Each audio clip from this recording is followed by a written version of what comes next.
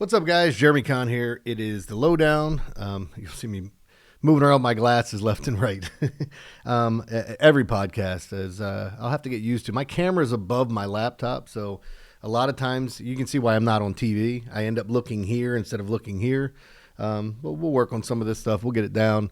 But yeah, it's been a really nice few weeks. I had back-to-back losing days. Then on Friday, it's kind of weird for my packages because I went 4-1-1, and I had I had one package that went 1-1-1, and the damn Reds over that we talked about here.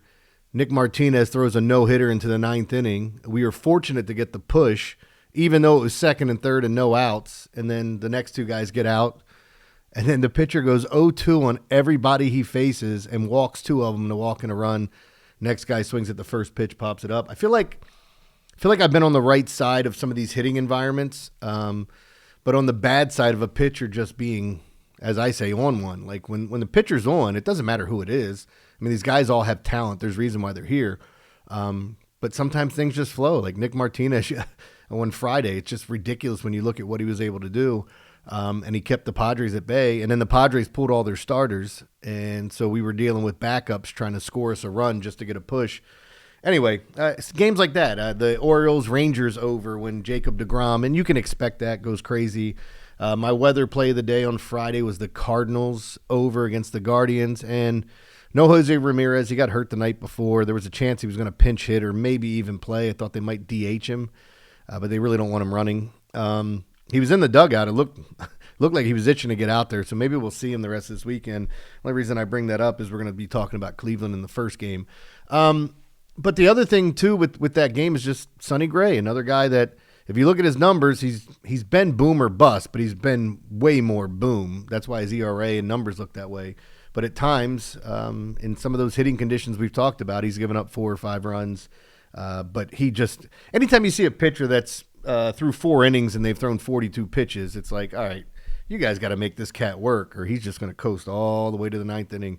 But that being said, it was still a winning day for me, even though people that bought the triple play, it pushed. A lot of people bought one of the other the play that I had that pushed. And then I had my WNBA play of the month, which I just loved. I just want to talk about it a little bit because, I'm big on teaching too. And if there's something you can grab from me and use for yourself, great. If there's something you see that I'm doing and it's not working out, use that too. So, but we're always trying to adjust on the fly. We all kind of have our ways that we go about things according to different sports. But in the NBA and WNBA, anytime a team's on 3 road games in 5 days or just been on the road for a tear, because I don't know how much you guys remember during COVID, they start outside of the bubble. Once they got back to traveling, they started doing those back-to-back games in a city. So, let's say the Timberwolves are playing OKC 4 times. I'm just throwing that out there. And they go to OKC. They might play them on back-to-back nights or 2 days or 2 games in 3 days. We saw that a ton. They still do that in the schedule a little bit, but it's not as prevalent as it was before. But we saw that the Liberty they lost the first game, I think, on this road trip. Then they went out and stole one against the Valkyrie. And then they were all banged up coming into Phoenix. And Phoenix is up for this game. I mean, you got 2 of the best teams in basketball. And I absolutely love the spot. I mean, there were so many things to like about it. And I got to say, Friday might have been the highest scoring day in WNBA history. It felt like a lot of games were approaching, 90 points, even a couple that went into the hundreds. And that would have been Phoenix. Phoenix won by 15. Favored by 1.5, and I know some people look at those lines. How the hell are they favored? Sometimes when that line stinks, there's a good reason behind it. Sometimes you're trying to figure it out, and you're like, I just don't get this one. But yeah. So anyway, stop rambling about what happened on Friday. But I thought it was just an interesting day where, if you bought my triple play, it pushed, so you got your money back. If you bought one of my favorite plays, it pushed, you got your money back. But yeah, I love Saturday's slate. I just feel like I've been seeing it well, even when I've lost, I felt like we've been on the right side of things, and it's not a cockiness or anything like that.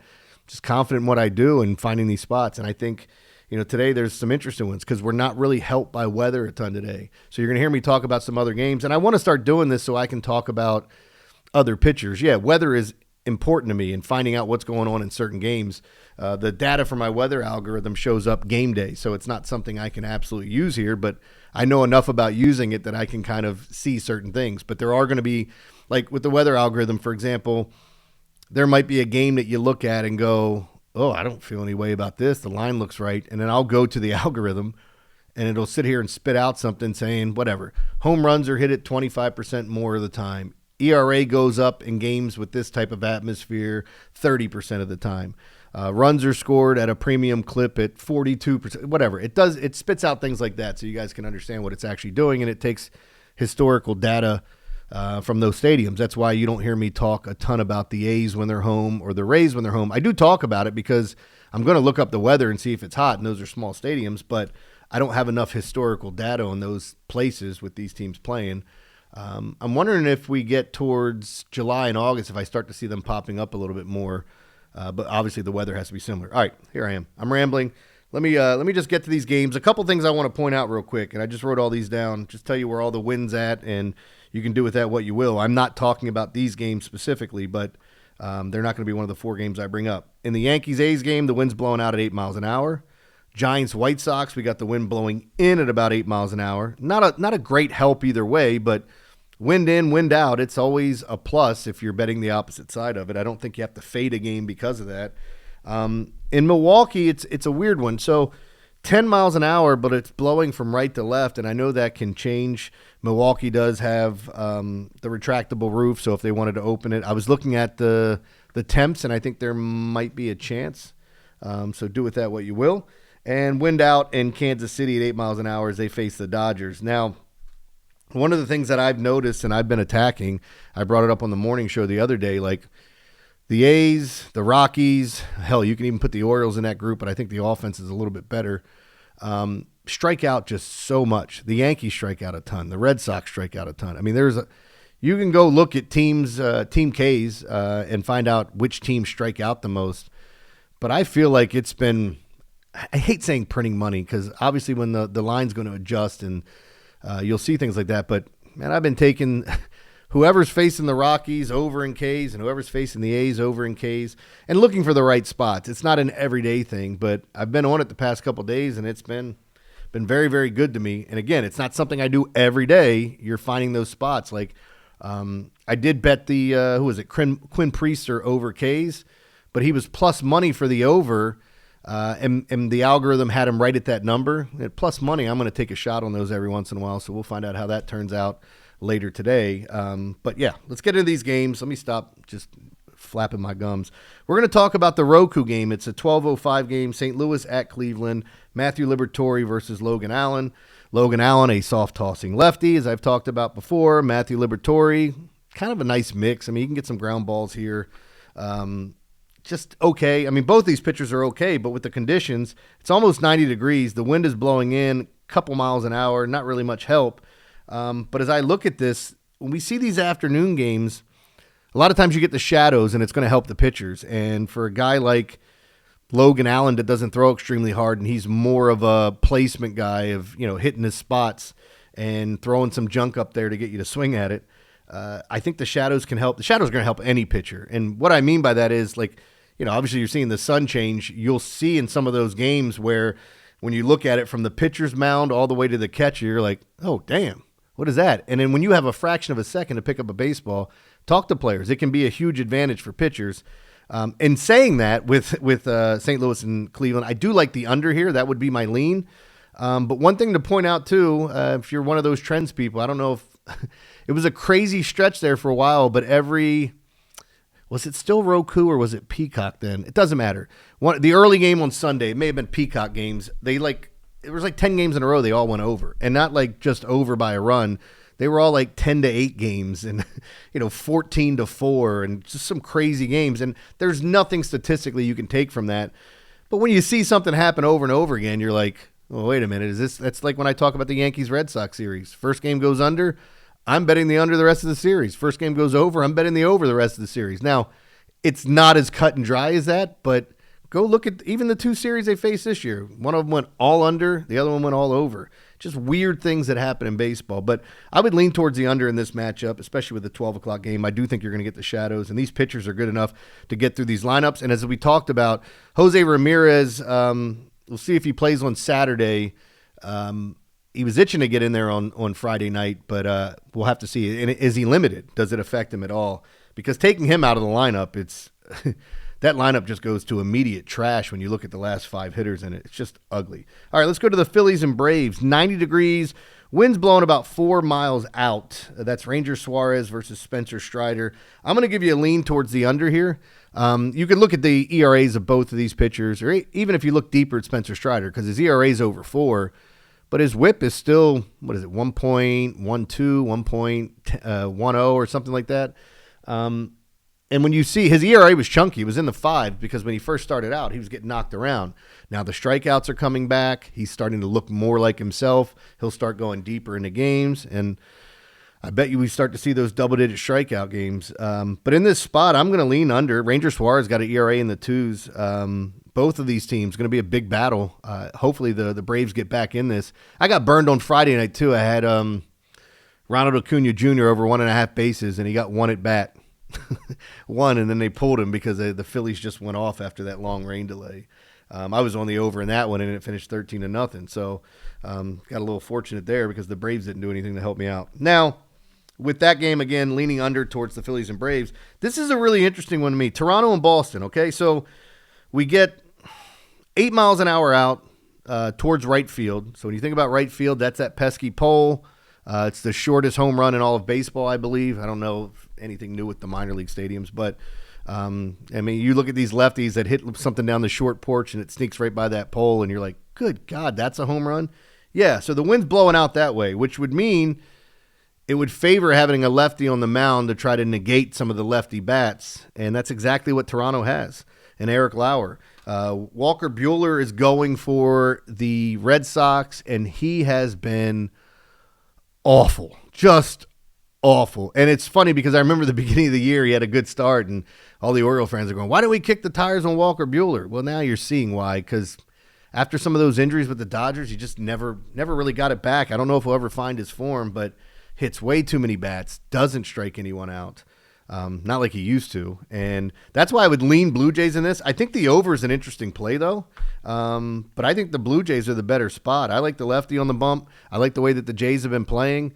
Went in on Friday night and kind of nickel and dimed the Red Sox for a bit and then just opened the floodgates. So I would lean towards the Blue Jays. Now, lastly, as I'm going on this long-ass pod, hopefully you guys enjoy some of the stuff I'm throwing out here.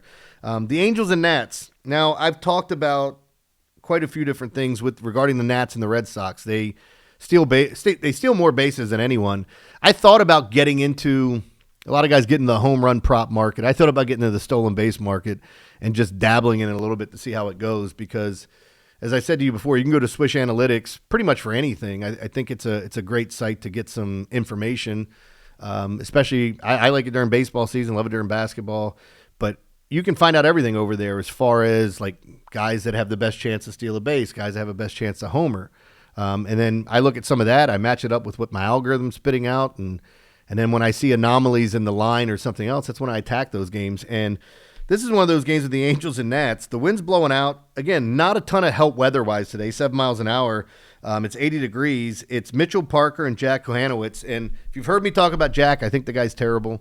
I think he hits a lot of bats. He actually had a really good start against the Yankees not that long ago. At times, he pieces it together and gives you your 5 or 6 innings, giving up a run or two. But the Nats are pesky, and I think they're going to steal a ton of bases on him. The flip side of this, and why I'm going to give the free play as the over, is Mitchell Parker. Oh, my God.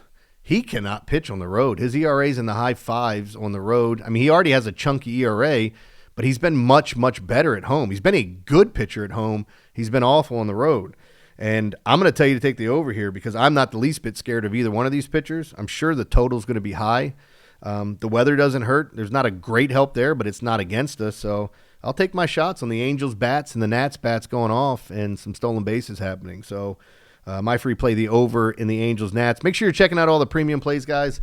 You can like and subscribe here. I probably should have said that at the beginning. Hit the notification button. All those things help. I tell people if you want to follow me on Twitter, it's at JConnSports. It's CONN.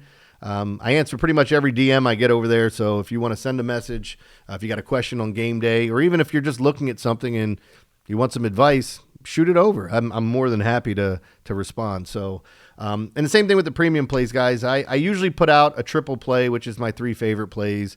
My weather play of the day is my favorite play that has weather in it. Every once in a while, if you look at my write-ups, you'll see, hey, this is my favorite play because of this. But yeah, it's been great over there. Can't wait to get to football season. I think it's going to be so much fun getting into college and pro football. And this podcast will have way more information. I mean, I feel like I'm giving out a good bit, but we'll have way more information because then I have every day to pick and choose what I want to talk about. And if something pops up later in the week, I can still talk about it before we get to Sunday. So, anyway, I'm going to get out of here. I'll be back tomorrow with another podcast, so make sure you're checking out everything. Check out the premium plays. You can pair me with another guy if you want. I'm looking forward to this weekend. It's a lot of good plays. And this Sunday, this podcast, when you're watching, it's my wife's surprise 40th, which I feel like I've kept quiet for a while now, so we'll see how that goes. But, guys, hope you have a great day and you win some money. I'll talk to you tomorrow.